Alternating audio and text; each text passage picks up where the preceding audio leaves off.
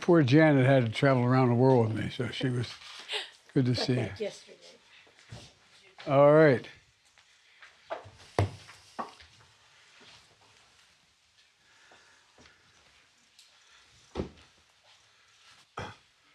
Hello, everyone up there on the board. I want to thank you, all of you, for joining today.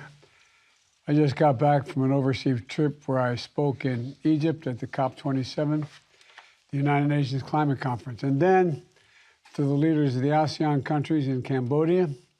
We also met with Indo-Pacific allies, including a trilateral meeting with Japan and the Republic of Korea, and with President Xi in Bali, as well as the leaders of the G20 and the countries with many of the largest economies in the world.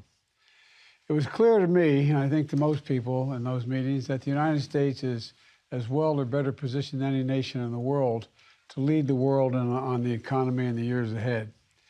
And there's a strong sense from all the leaders of the world of the strength of the American economy, and we've seen the willingness to want to work together and also here at home.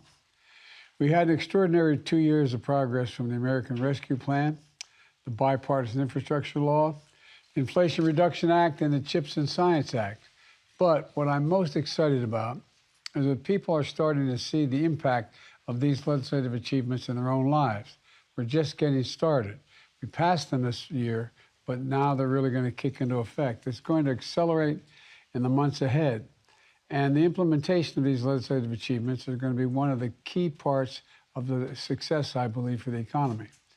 And that's one of the reasons why I wanted to bring us together today. You know, I've called together a group of labor leaders and business leaders to discuss progress in building the economy from the bottom up and the middle out. And they've been partners in creating the jobs of the future and in building a world-class workplace ready to compete to fill those jobs. And our approach, I believe, is working. The economy grew at 2.6% last quarter, while inflation started to slow and unemployment stayed low. But what do these economic statistics really mean to people?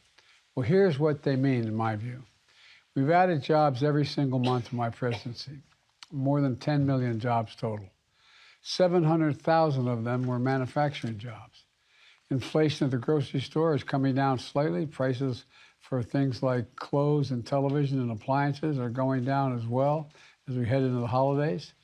This week we saw the growth in prices in business pay for goods and services to come down as well. Gas prices are down. But it's going to take time to get inflation back to normal levels as we keep our job market strong so we could see setbacks along the way. I don't doubt that, but thus far we're in good shape. But we're laser focused on that.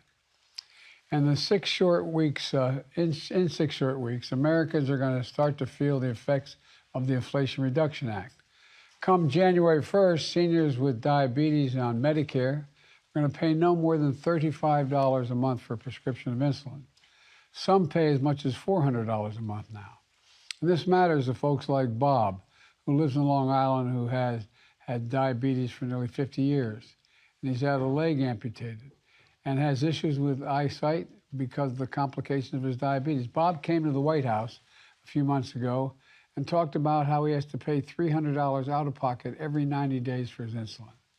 Now, he won't have to choose that beginning January 1st, paying for a trip choosing between a trip to see his grandkids or to pay for his insulin in order to survive. This matters. There are millions of folks like Bob across the country. People are going to get a little more breathing room come January 1st. And for every Bob, there's a person who won't have to pay $100 or as much as $200 for shingles vaccine anymore. Come January 1, seniors on Medicare Part D will get the recommended vaccines like shingle vaccines for free, no copay. All this matters. Right now, 4 out of 5 folks who sign up for health insurance through the Affordable Care Act can get health care coverage for $10 a month or less. These lower rates were set to expire on January 1st of this coming year, but instead we were able to extend them. You need health insurance. You can sign up for those lower rates right now. Just go to healthcare.gov. Already we've seen a nearly 40% increase in new signups over last year. We're also helping folks save money on their energy bills. Starting January 1, you can get up to $3,200 tax credit to make your home more energy efficient. You can get up to $600 tax credit for new windows, $500 for new doors, $2,000 to install a heat pump, $600 to replace electric panels. Here's what this means. If you're living in a home with a drafty windows and doors, starting January 1, you'll be able to save up to $1,100 in the cost of replacing them. And that's just on the upgrade. You're also going to save a lot of money going forward because your utility bills will be lower.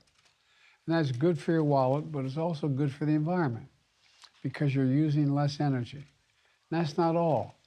If you want to install solar panels on the roof, you can get a tax credit for 30% of the cost. It'll bring down the cost of installation by about $7,500. And when you get to keep savings money on your electric bills for the remainder of the year, it's about $300 a year on average. Look, if you switch to electric pump to heat your home, you can get a tax credit covering up to $2,000 of the cost. But that heat pump's going to save you hundreds of dollars a year on your energy bills, depending on where you live and what kind of heating system you rely on today. Look, we're talking about real money here to save people, and it's just going to start kicking in now. By taking action, we're making real progress in strengthening and stabilizing our economy, giving Americans across the country some breathing room. To build on this progress is not just acting, but it's listening. That's why I'm here today to open to good ideas to continue bringing inflation down and continue creating an economy that works for everyone with these business and labor leaders who are in front of me here. Folks in this room, American labor unions, American companies, are key to building an economy from the bottom up and the middle out, as I said. I look forward to continuing to partner with them and hearing their thoughts about things I should do and should not do, ways we can continue to strengthen the American economy, and about how we can work together going forward. And now I'm going to turn it over to Brian Deese, Director of National Economic Council, and he's going to continue this meeting, and I'll intervene along the way. But again, thank you all for being here. I really appreciate your help and advice. Brian, it's all yours. Thank you, Mr. President. I think we're going to just pause a moment while we have the press depart and we turn to the rest of the meeting here. But as they do, I'll just add my thanks to all of you for convening here together, particularly as the President and Secretary Ellen are just back from a long overseas trip here. So looking forward to the conversation.